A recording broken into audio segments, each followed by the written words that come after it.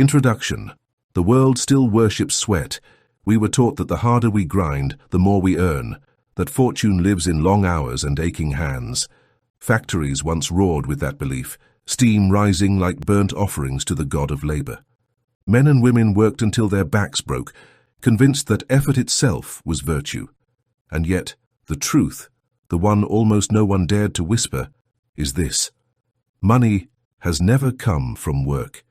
It comes from alignment. The invisible hand that moves gold and opportunity through this world does not respond to exhaustion. It responds to vibration, to the silent frequency of thought held with faith. A century ago, a quiet man named Wallace D. Wattles discovered this truth and wrote it in words so simple that few believed him. He said, "You do not get rich by doing certain things, but by doing things in a certain way." That certain way is what you're about to remember. For generations, humanity has been hypnotized by the myth of labor. We call it productivity, progress, the noble grind. But beneath those words hides a cruel misunderstanding, the belief that value is external, that money is earned from the outside in. Look around. The world's wealthiest are not always the hardest working. Some move through life with ease, while others toil endlessly and still sink into lack. Why? Because Wattles revealed what every mystic before him hinted at, that wealth is mental causation, not physical struggle.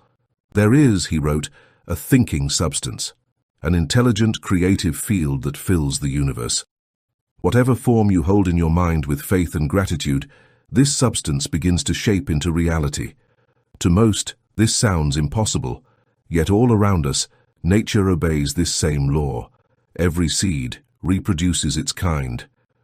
Thought is the seed of circumstance, and when your inner vibration matches the frequency of wealth, wealth cannot help but appear, through channels known and unknown. Think of your own life. How many times have you worked tirelessly, only to find doors closed? And how many times have you simply known something would work? And it did, almost effortlessly. That quiet knowing is alignment. That is the certain way Wattles spoke of. The fusion of clear mental image, unwavering faith, and grateful action. He warned, "The moment you abandon the idea that money comes through toil, you begin to work in partnership with the universe.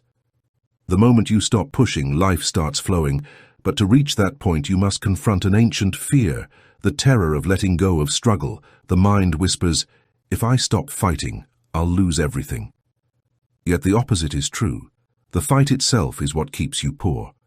Here is the law as Wattles understood it. There exists a formless substance that responds to thought. A clear mental picture of abundance impressed upon this substance causes its manifestation. Gratitude keeps you connected to this infinite source. Action, guided by faith, gives the invisible a channel through which to flow. This is divine mechanics, the metaphysics of creation. When you align your thoughts with faith instead of fear, and your work with joy instead of duty, you step into the current of effortless wealth. Then work transforms from toil to expression, from trying to make a living to allowing life to make through you. Every act done with awareness of abundance magnetizes an increase. Every word spoken with gratitude multiplies substance.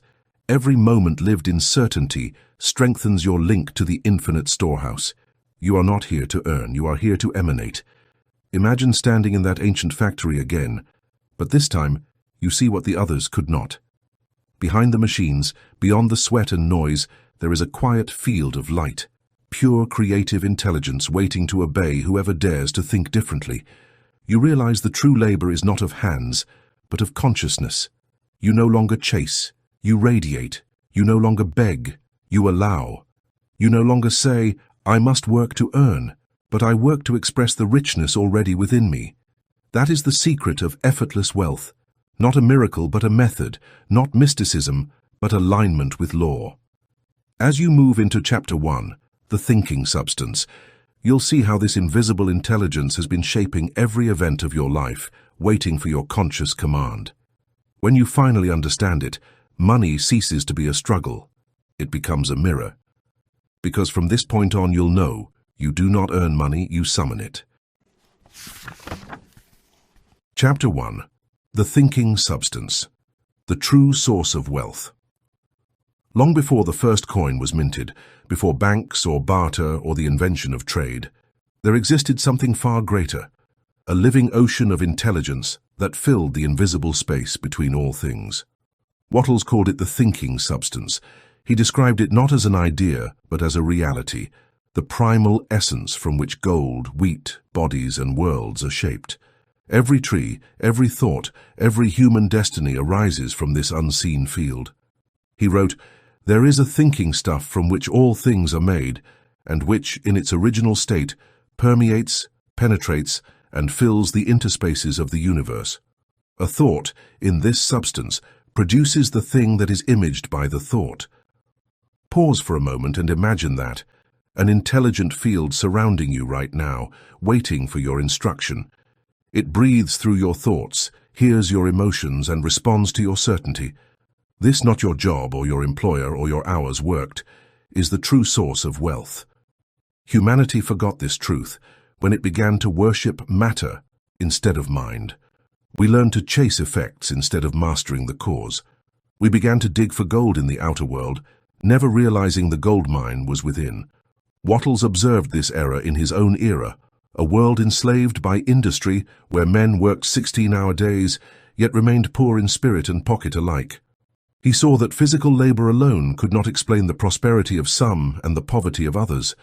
If money were purely the result of effort, then the hardest workers on earth would be the richest. Yet the opposite is often true. He concluded, there must be a deeper law at play, a metaphysical law of creation, one that links thought to form, vibration to substance, consciousness to cash. The universe, he said, is not a machine but a living mind, and the mind that knows this truth can never truly be poor again. You've been taught to think of wealth as a competition, to believe that what another gains, you must lose. This is the consciousness of scarcity, the competitive mind which Wattles warned against. It breeds fear, jealousy, and separation. But the thinking substance is infinite. It cannot be depleted or cornered by anyone. It creates endlessly from within itself. When you understand that, everything changes. Consider this. Every time you envy another's fortune, you tell the universe, their wealth limits mine. But when you bless their abundance, you affirm, their gain proves mine is possible. The difference is energetic, yet it determines the entire trajectory of your life. Wattles taught that poverty is not a condition of circumstance, but of awareness. It is the result of thinking against the flow of creation, of imagining lack in an infinite field of supply. And once that field receives your thought of lack, it obediently manifests lack in form. You are right now surrounded by invisible substance waiting to shape itself into your idea of wealth. The only question is, what image are you impressing upon it? Wattles' discovery is both mystical and practical. He said that to manifest wealth one must form a clear mental image of the desired result, not vague longing but definite creation. Hold that image with unwavering faith, never doubting its reality. Express gratitude constantly, for gratitude keeps you in touch with the source. Act in a certain way, with purpose, efficiency, and joyful expectation, not strain. This is the true alchemy of wealth. Thought, faith, gratitude, action, manifestation. When you think richly, you magnetize opportunities. When you believe, you command substance to obey. When you act with gratitude, you give the universe permission to deliver. It's not magic, it's law. The law by which the seed becomes a tree and the idea becomes a fortune. Work, then, is not the generator of wealth. It is merely the stage upon which wealth appears. A gardener does not force a plant to grow by effort. He aligns with nature's process. In the same way, your role is not to push reality, but to hold the mental picture so faithfully that reality must yield to it. Think of it. The air you breathe is filled with this thinking substance. Every atom in your body is woven from it. It listens when you speak. It mirrors when you feel. It builds when you believe. When you truly grasp this, you stop begging life for scraps and start commanding it with reverence. You no longer say, I must earn money, but I must think and act in harmony with wealth. This is what Wattles meant by doing things in a certain way. Not the way of hustle, but the way of consciousness, calm, deliberate, creative. The rich man is not he who works hardest, but he who works with the laws of the universe instead of against them. As your awareness deepens, you'll begin to feel it, a subtle shift in your energy, a quiet authority that says, all supply moves through me. And in that realization, work becomes sacred, not as a burden but as a joyous expression of divine creation. In the next chapter, The Illusion of Labor, we'll dismantle the greatest lie of all, the belief that money is the child of exhaustion. You'll see why struggle repels supply, and how faith, not force, opens the gates of abundance. Because once you understand the nature of the thinking substance, you'll never again mistake effort for power. You'll know the universe doesn't pay for toil. It pays for awareness. Chapter 2. The Illusion of Labor. Why Struggle Repels Supply. Picture the worker at dawn, his breath visible in the cold, his tools heavy in hand. He believes, as most do, that the sweat of his brow is what earns him survival. He wakes, he labors, he sleeps, and he repeats. Generations have done the same. Millions chained to the rhythm of labor, repeating a creed carved into the human psyche. Work harder, and you'll have more. Yet the paradox stands. Some work endlessly and remain poor, while others seem to attract abundance with little visible effort. Why? Because work, as society understands it, is not the cause of wealth. It's the echo of consciousness. The outer world simply mirrors the belief you hold within, and when that belief is in struggle, the universe, obedient as ever, sends you more struggle. Wattles saw it clearly in his time. Factories roaring with exhausted men, fields filled with bent backs, and yet all around him others becoming rich with ease. He dared to say what no industrial man would. It is not by hard work that men get rich, but by doing things in a certain way. That certain way was alignment, the harmonious cooperation between thought, faith, and action. Labor alone, disconnected from faith, becomes friction. Think of a wheel turning against the current. No matter how fast it spins, it makes no progress. That is the illusion of labor, motion mistaken for creation. Most people confuse the two. They run endlessly, chasing what could be magnetized effortlessly if only they would stop running and start aligning.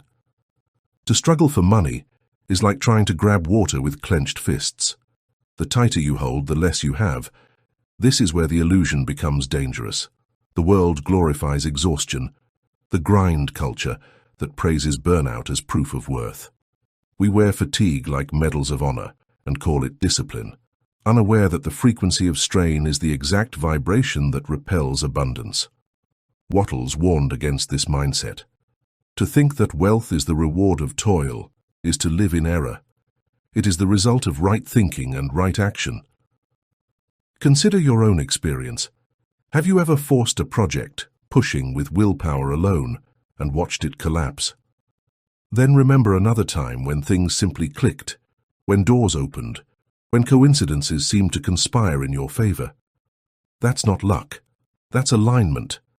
It's the universe responding to the tone of your energy, not the volume of your effort. The subconscious mind does not understand overwork. It only understands vibration. When your energy says, "I must fight for what I want," it translates that signal literally. You must fight. And so, life obeys, delivering more conflict, more resistance, more proof that you must fight.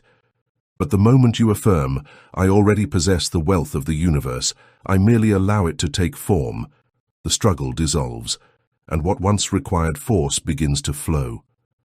Here is Wattles' antidote to the illusion of labor, the metaphysical formula for true creation. Think richly. Refuse to think of money as distant or difficult.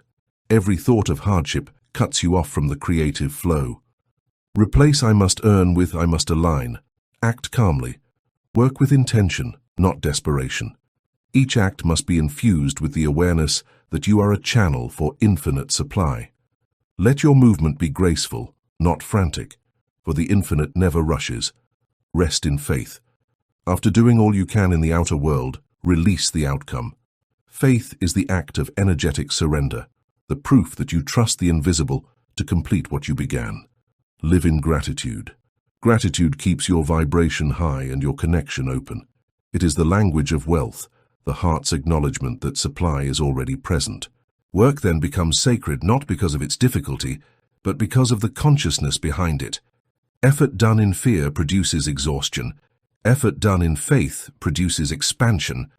The difference lies not in what you do, but in who is doing it, the fearful self or the aligned self. The illusion of labor dies the moment you understand this. You were never meant to wrestle with life, you were meant to collaborate with it. The universe is not impressed by struggle, it is moved by coherence. Money is not seduced by exhaustion, it is drawn to calm conviction. When your work becomes an expression of faith instead of fear, the magnetic field around you changes. You begin to notice synchronicities, unexpected clients, effortless promotions, inspired ideas that seem to arrive from nowhere. But they do not come from nowhere. They come from the thinking substance responding to your certainty. Wattles called this acting in the certain way, the ability to move through life knowing that you are not a beggar of the universe, but a participant in its creation. When you work from that awareness, even the smallest act carries the weight of divine energy. You no longer work to earn, you work to express.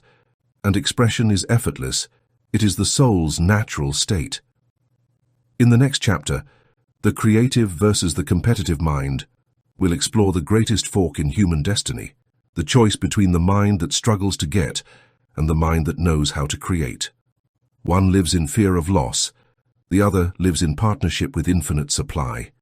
And from that choice, between force and flow, every fortune or failure on earth is born. Chapter 3. The Creative versus the Competitive Mind, the fork in human destiny. Two minds move through this world. One sees life as a battlefield, the other sees it as a canvas. One fights for every resource, believing the universe to be stingy and cruel.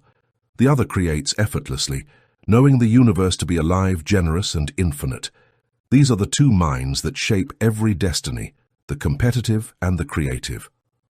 Wallace D. Wattles taught that the greatest mistake of mankind is to live in the competitive state of consciousness, to believe that in order for one to win, another must lose. He called it a disease of the race mind. And indeed it is. Competition is the child of fear. And fear is the signal that one has forgotten the truth. There is more than enough for all. Look at the modern world. Nations compete for dominance. Corporations compete for markets. Individuals compete for recognition, for validation, for survival. And yet in that endless chase no one ever truly wins, because the vibration of competition is separation itself. It tells the universe, I believe in lack. And so, lack becomes the governing law of one's experience. Wattles saw this even in his own century. Men trampling each other in factories, businesses collapsing from greed, dreams dying under the weight of envy. He wrote, The creative mind knows no competition. It creates what it wants without taking away from others. The competitive mind imitates. The creative mind originates. The competitive mind fights for position. The creative mind expands the entire field. And because the creative mind lives in the vibration of increase, the universe rushes to multiply whatever it touches. Ask yourself, which mind governs you? Do you feel joy when others succeed, or do you feel a sting of loss? Do you see wealth as proof of abundance, or as evidence that your share has been taken? Every time you resent another's success, you reinforce the idea that success is scarce, that there isn't enough room for both of you. And the moment you believe that, you unconsciously withdraw from the field of infinite supply and step into the prison of limitation. Competition creates tension, a subtle energetic contraction that tells the thinking substance, I do not have enough. And since this intelligent substance mirrors every dominant belief, it echoes that scarcity back to you in form. Wattles warned that those who live in competition cut themselves off from the source because they are too busy fighting over the fragments of what already exists instead of creating something new. The creative mind, on the other hand, plays a different game entirely. It doesn't steal. It conceives. It doesn't demand. It receives. It doesn't envy. It expands. When you move from competition to creation, the universe stops mirroring your fear and begins amplifying your ideas. So how do you shift from the competitive to the creative state of consciousness? Wattles gave us the steps. Though he never used the language of psychology or quantum fields, yet his wisdom predates both. See the infinite everywhere. Begin by replacing the idea of scarcity with one of endless expansion. Every grain of sand, every leaf, every star is proof that the universe overflows. The source creates in excess, so must you. Rejoice in another's success. When you bless the prosperity of others, you signal to the universe, there is enough for me too. In that moment, jealousy dissolves, and your frequency rises to match abundance itself. Create instead of compete. Don't ask, how do I beat them? Ask, what can I build that no one has yet imagined? Every inspired idea that serves life multiplies your supply. Live in the consciousness of increase. Speak, act, and think in ways that make everyone and everything around you grow. To think increase is to tune into the divine heartbeat of creation. Wattles wrote, "The creative mind is never anxious. It trusts in the power that works through it. When you create, you operate as an extension of the infinite, and the infinite cannot fail. Imagine the two roads before you. One leads into the noise of the marketplace, shouting, pushing, racing for more. That's the path of competition, loud, frantic, and hollow. The other path is silent, luminous, open like dawn. It's the path of creation, still, confident, unstoppable. The first path ends in exhaustion. The second ends in expansion. You must choose." Wattles' message is timeless because it isn't about business or economics. It's about consciousness. The creative mind is the mind of God expressing through you. And when you think as God thinks, you never need to compete, for you are the source itself in motion. As you move through life, remember this: whenever you envy, you contract. Whenever you bless, you expand. Whenever you compete, you block the flow. Whenever you create, you open it wide. To create is to agree with life. And when you agree with life, life agrees with you. In the next chapter, The Power of Definite Vision, we'll enter the heart of creation, the sacred act of imagining. You'll see how a single clear mental picture, held with faith, has more creative power than 1,000 days of hard labor. Because when your vision is definite, the universe has no choice but to obey. It's not about working harder, it's about seeing clearer.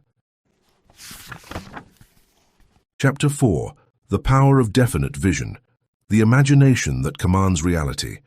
Everything that exists began as a picture in someone's mind. Before there was the palace, there was the plan. Before the bridge, the vision. Before the empire, a thought held long enough to call matter into order. Wattles understood this principle so completely that he made it the cornerstone of his system. You must form a clear and definite mental image of what you want. Hold this picture in your thoughts with fixed purpose and unwavering faith, and the thing you think about will be created. To him, imagination was not fantasy. It was divine architecture. When you think vividly and persistently, you are giving the thinking substance its blueprint. The universe does not respond to wishful daydreams. It responds to precision, to the definiteness of an image impressed upon it with emotion and faith. Most people never create. They drift. Their mental pictures flicker and fade with every mood. One day they desire freedom, the next they fear it. Their inner movie keeps changing, so the outer world never knows what to project.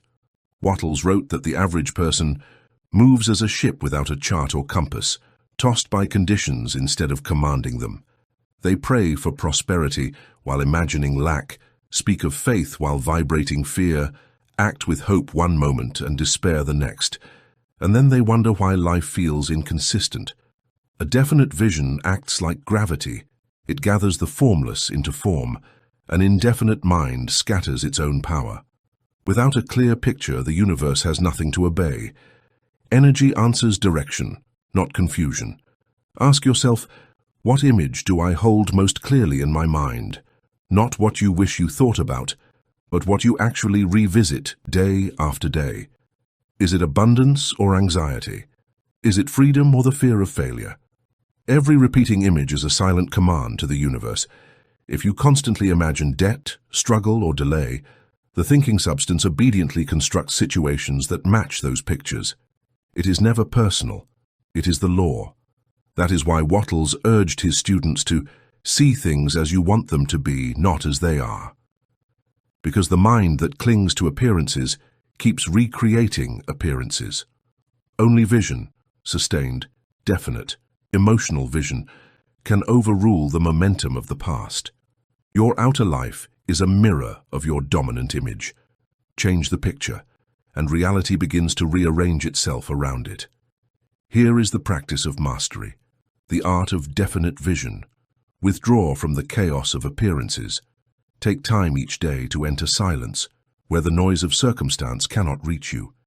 In that stillness, imagination becomes pure. Form a single vivid picture. Describe it in your mind until every detail feels real, the environment, the sensations, the gratitude of already having it.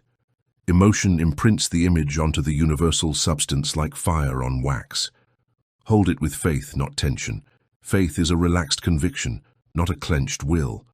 The clearer and calmer your certainty, the faster the substance organizes itself. Refuse contradictory thoughts. Every time doubt arises, return to the picture and feel it again. Doubt is the only vibration strong enough to erase what faith has drawn. Act in harmony with the vision. Let your daily actions reflect the reality you've already accepted inwardly. The universe meets you halfway through circumstance, intuition, and timing. Wattles compared this process to an artist molding clay. Each thought is a touch of the hand. Each emotion adds shape. Gratitude fires the sculpture into permanence. Consider this: the richest person you can imagine, the inventor, the mystic, the builder of civilizations. They all used the same invisible tool you possess right now. Their outer achievements were simply reflections of inner constancy. The universe is not moved by your struggle, your education, or your lineage. It is moved by your image, clear, consistent, unwavering. Definiteness is destiny. When you choose a picture and refuse to let it go, the formless begins to crystallize around it. Events reorganize, people appear, coincidences align, because reality must obey the mind that knows what it wants. To live without a definite vision is to live as an echo. To hold one is to live as a creator. Wattles' quiet instruction still resounds. Think what you want, do not think of what you do not want. And that single command, practiced daily, has the power to alter the entire landscape of your life. In the next chapter, Faith, the substance of things desired, we will explore the bridge between thought and manifestation, the mysterious force that turns imagination into form. For even the clearest vision cannot live without the energy of belief behind it. Vision is the map. Faith is the current that carries it into reality. Chapter 5. Faith, the substance of things desired. There comes a moment in every creator's journey when the image is formed, the intention is clear, yet nothing has appeared. The mind wavers. Maybe it isn't working. Doubt creeps in like fog, covering the radiant picture once so alive. It is here in this sacred in-between that faith begins. Faith is not blind belief. It is spiritual eyesight, the vision that sees through delay into certainty. Wattles called it the substance of things desired. He meant it literally. Faith is the invisible material from which the visible is shaped. Where thought designs and imagination colors, faith provides the mass, the energetic density that pulls form out of the formless. Without it, even the clearest vision drifts like smoke. With it, mountains move, currents bend, and matter yields. Most people confuse faith with hope. Hope waits. Faith knows. Hope says, someday. Faith whispers, already. Wattles saw that the world suffers not from lack of opportunity, but from lack of conviction. Men and women pray for abundance while secretly expecting disappointment. They think two opposite thoughts at once, one of wealth, one of worry, and the universe, hearing both, delivers neither. He wrote, "To think faithlessly is to sever your connection with the source. You must know that the thing you desire is at this moment forming around you. That knowingness, quiet, unshakable, is what most have lost in an age that worships proof. We've been trained to believe only what we can touch, never realizing that touch itself is the echo of belief. The unseen must be believed before it can be seen. Think back to a time when you knew something good was coming. You didn't hope, you felt it. You spoke as if it were already true. And somehow, reality obeyed that tone of certainty. That vibration was faith. Not the ritual, not the prayer, the feeling underneath it. Every human carries a dial that tunes between fear and faith. Wherever the needle rests, reality begins to hum in harmony. Fear vibrates scarcity. Faith vibrates completion. The tragedy is that fear feels safer because it keeps us in control. Faith requires surrender, the letting go of how and when. But the moment you surrender, the law begins to work. The seed doesn't beg the soil for proof of germination, it simply trusts the process. That same law governs the seed of your desire. Faith is the atmosphere in which it germinates unseen. Wattles gave a simple yet revolutionary formula for faith in action. Speak the language of completion. Use present tense certainty, not "I will have wealth," but "wealth now flows through me." Words are creative sound. Faith gives them life. Feel before you see. Spend moments each day entering the emotional reality of fulfillment. Feeling precedes form. Emotion is the magnetic field that attracts conditions. Detach from appearances. Do not let visible lack cancel invisible progress. The field rearranges itself beneath the surface long before the flower breaks ground. Act as the channel, not the beggar. Work, plan, give, and speak as one who already lives in supply. Actions taken in certainty multiply results. Actions taken in desperation scatter them. Sustain gratitude. Gratitude is the maintenance of faith. It tells the universe, "I trust you. Keep unfolding." Faith then is not belief without evidence. It is alignment before evidence. It's standing on unseen ground with the same confidence you have when standing on stone. When you hold that vibration long enough, the outer world has no choice but to conform. Imagine walking through life surrounded by an invisible orchestra playing a melody only you can hear. Everyone else listens for proof. You move to rhythm. That rhythm is faith, the song of what is becoming. Faith does not strain. It smiles before manifestation because it knows creation is already underway. It is the golden bridge between mind and matter, the pulse of God through human intention. Wattles called it the way of certainty.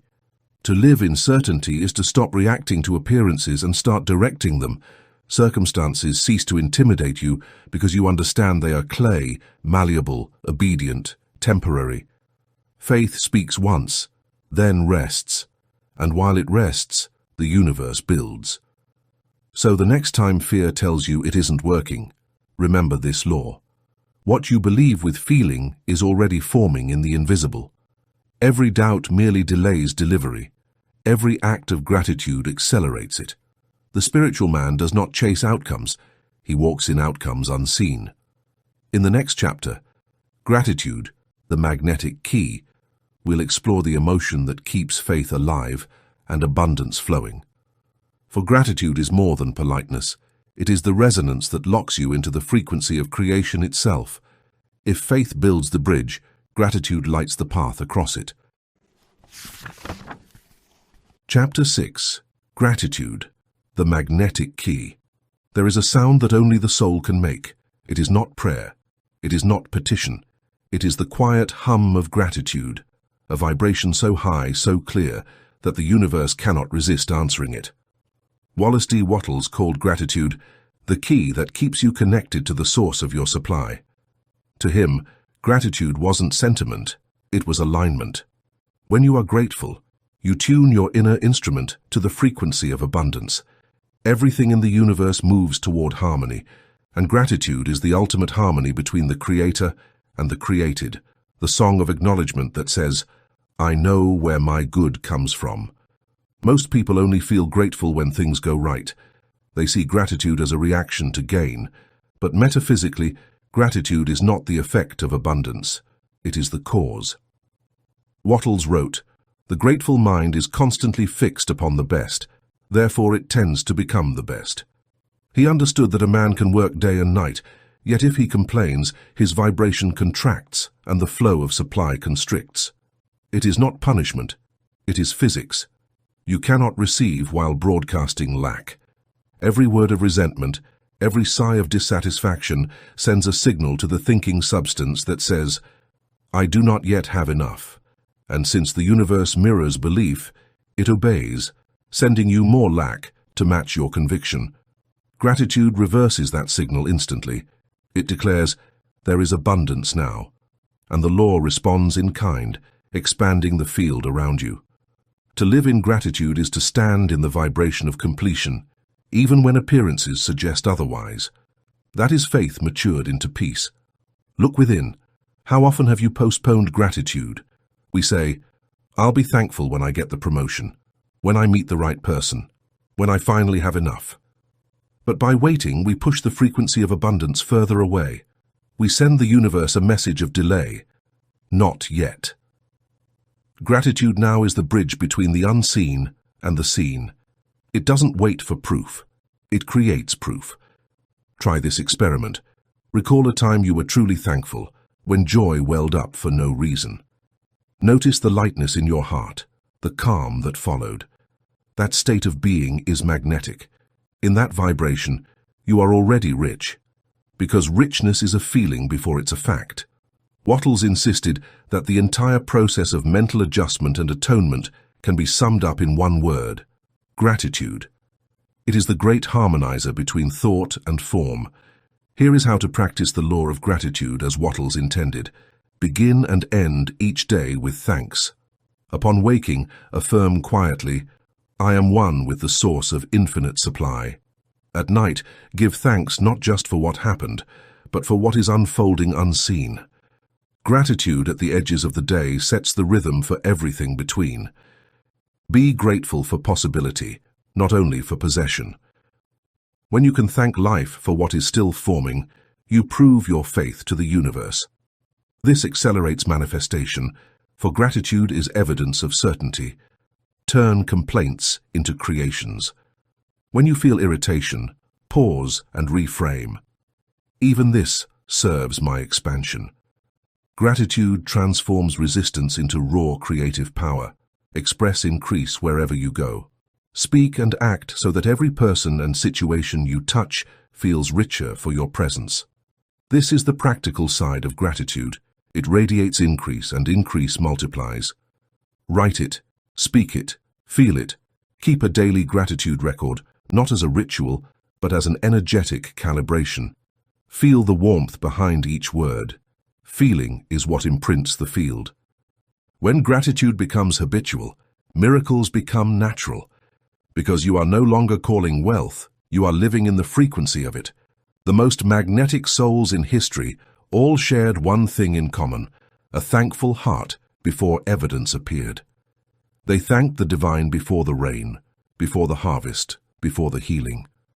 That thanksgiving was not superstition, it was creation in motion. To be grateful is to speak the universe's native tongue. Everything alive responds to appreciation. It expands under it.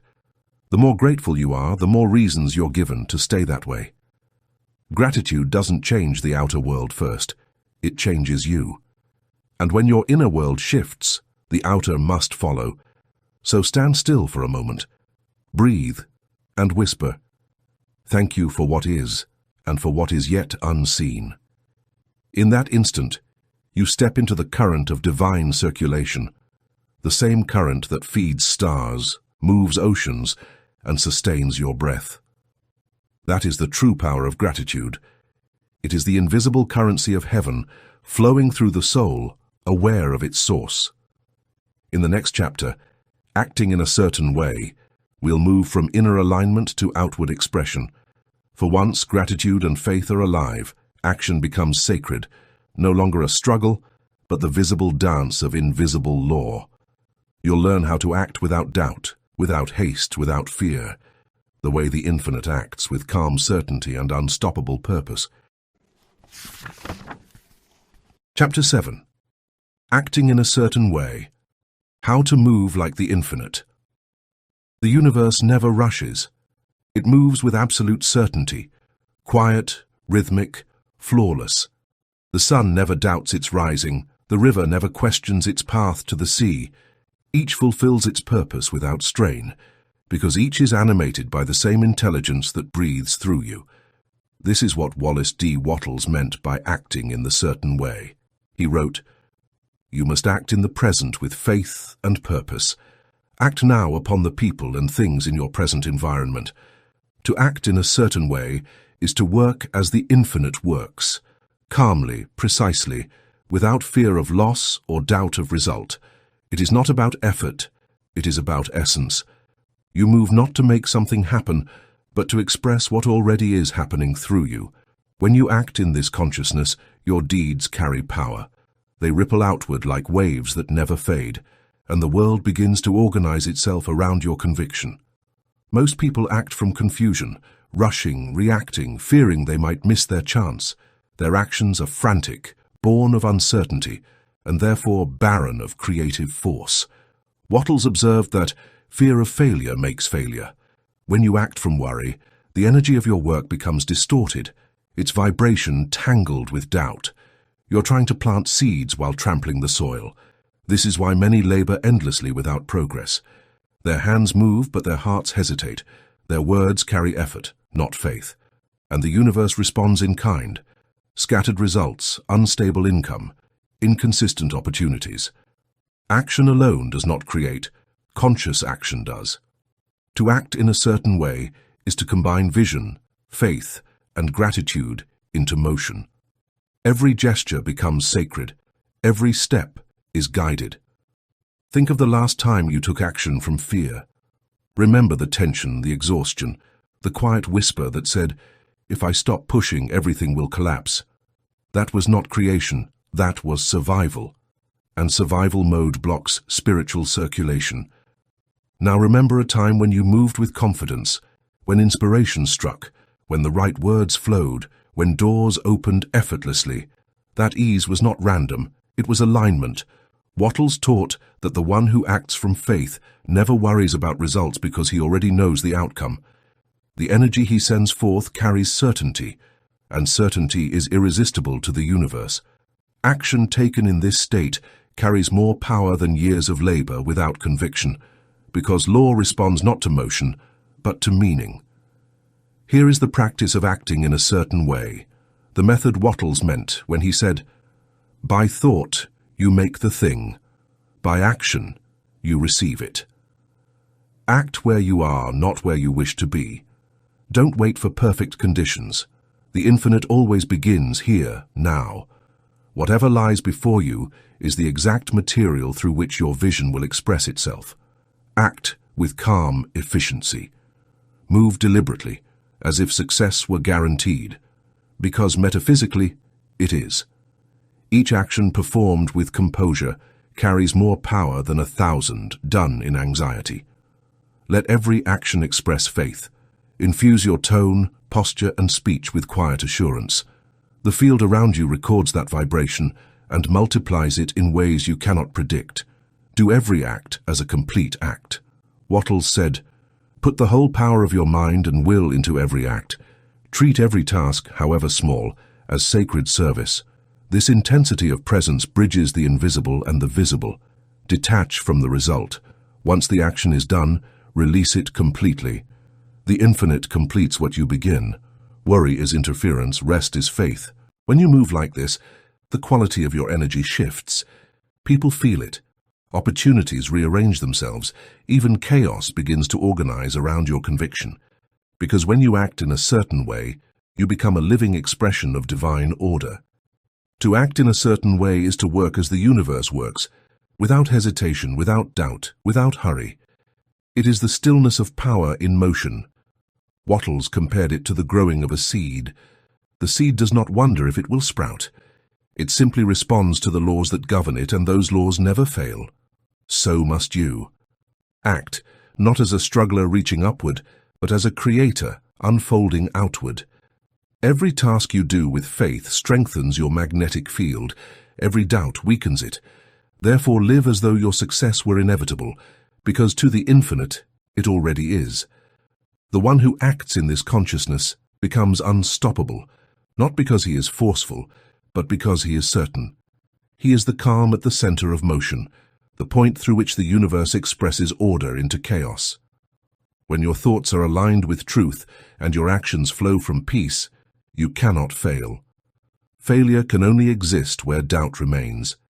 Act now. Act faithfully. Act as the infinite acts, with majesty, purpose, and serenity. For when you do, the universe moves with you. In the final chapter, the effortless stream of supply, we'll see what happens when all these laws, thought, faith, gratitude, and action, converge into perfect harmony. You'll learn how wealth begins to move toward you naturally, like a river finding its source, because the universe cannot resist one who has become its reflection. There is no more trying, only allowing. Chapter 8. The effortless stream of supply, when the universe works through you. There comes a point on this path when you no longer chase the current. You become the current. What once felt like effort now feels like rhythm. What once demanded force now flows as grace. This is the moment when money, opportunity, and circumstance begin to move toward you as naturally as rivers seek the sea. Not because you are lucky, not because you have finally worked hard enough, but because you have entered alignment with the great circulation, the endless motion of divine supply. Wallace D. Wattles called this state living in the certain way. He said, "You can become rich without robbing or taking away from anyone, and by doing so you become a channel through which the universe increases life for all." When you reach this realization, wealth ceases to be something you earn. It becomes something that moves through you, blessing everything it touches. Most people never experience this effortless flow because they still believe they are separate from supply. They imagine themselves as beggars before an indifferent universe, asking for what they already contain. They cling to money, fear loss, compete for scraps, and pray for miracles while rejecting the miracle of their own consciousness. They dam the river with anxiety and call the resulting drought reality. But the universe has no droughts, only blockages of belief. Wealth is not a reservoir to be earned and guarded. It is a river that must circulate. The moment you hoard from fear, the current stagnates. The moment you give from faith, it accelerates. This is the paradox of divine economy. The less you cling, the more you attract. The more you give, the more you overflow. Look at your relationship with money. When it enters your life, do you breathe in relief or tighten in fear? Do you see it as evidence of security or as proof of how easily it could vanish? Whatever emotion you attach to money becomes the frequency that governs its behavior in your life.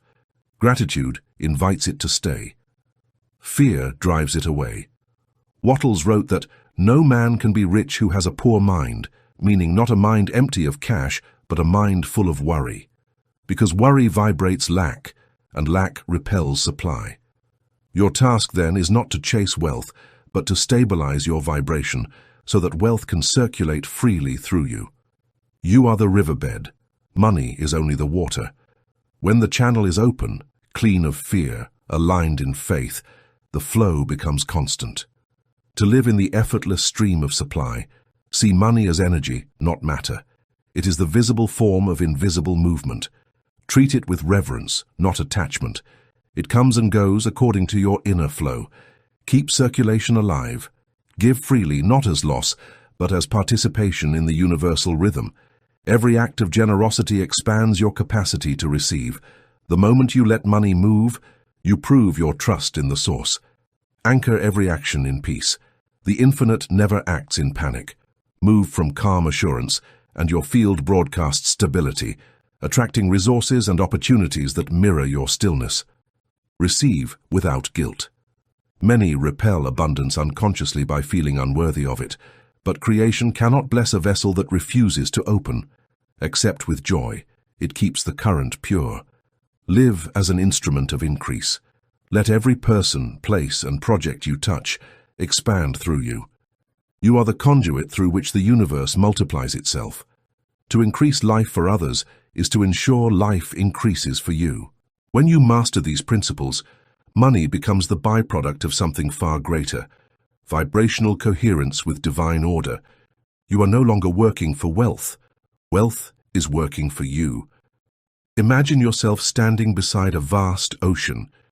Each wave that breaks upon the shore is a form of supply, an idea, an opportunity, a flow of abundance. Yet none of it belongs to you exclusively. It moves through you, not to you. Your task is simply to remain open, rhythmic, and grateful. In that openness, you become the infinite's favorite instrument. You stop asking, "How can I get?" and begin asking, "How can I let?" How can I let more life flow through me? How can I let more good circulate to others through my being? And as you ask that, the universe answers with more to give, more to share, more to live. Because the law is perfect. To the one who circulates, increase is inevitable. When you live in the effortless stream of supply, there is no more fear of lack, no anxiety about timing, no guilt about success. You realize that money is not earned, it is expressed. You are not a laborer, you are a channel, and through that channel flows the limitless abundance of the infinite. Breathe it in. Feel it move through you. That is wealth, not the coin, but the current. Not the possession, but the participation in divine flow.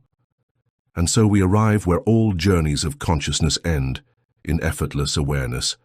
The river no longer needs to be found, it was always here. You simply learned to flow with it.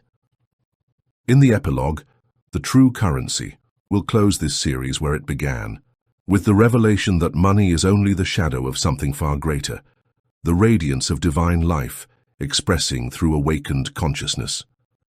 You'll see that the richest man is not the one who has the most, but the one who moves with the source in perfect trust.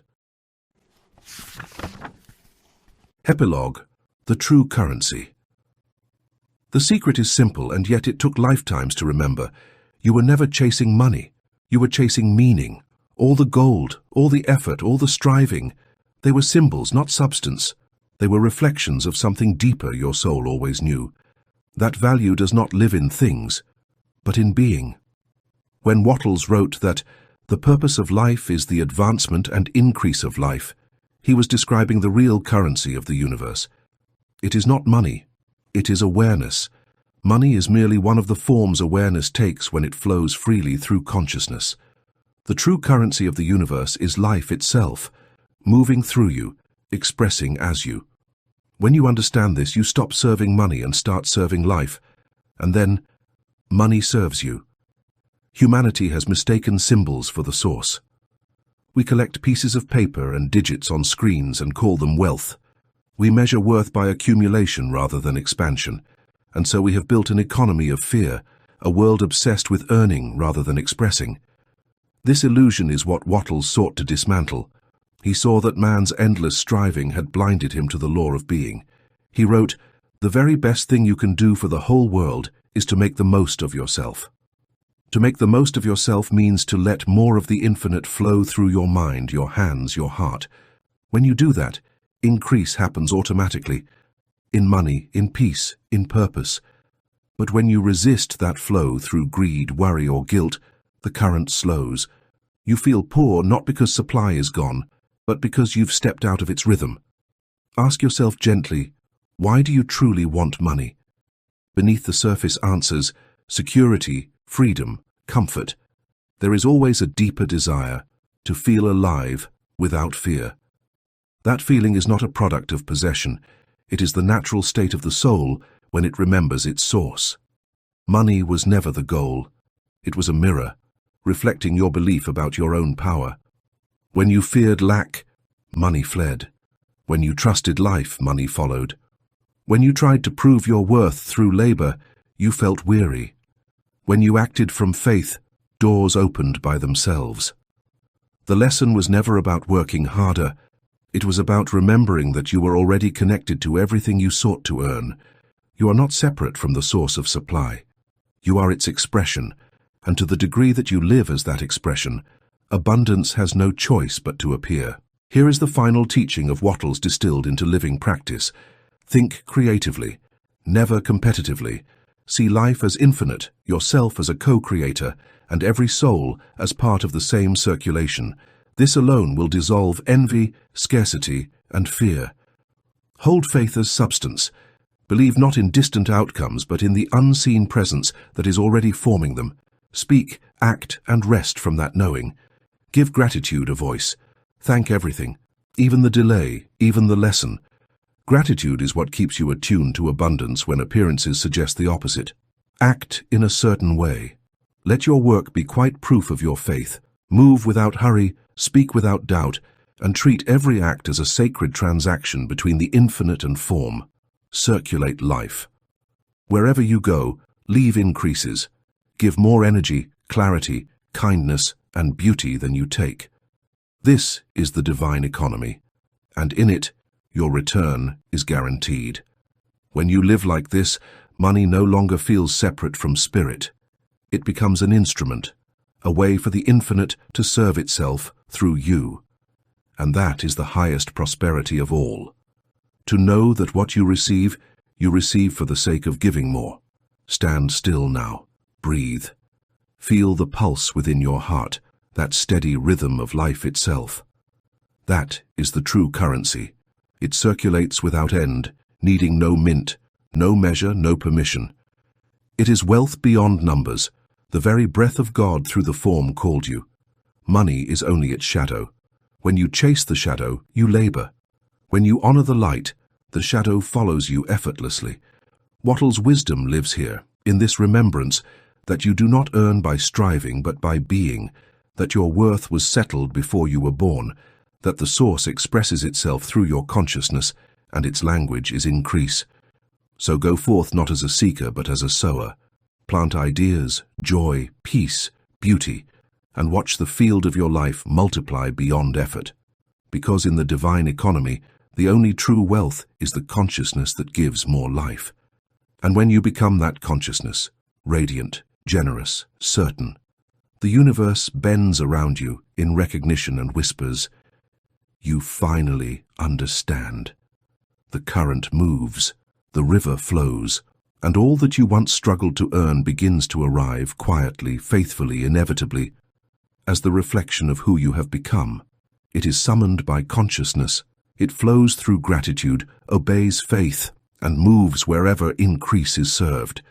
You are not here to earn a living.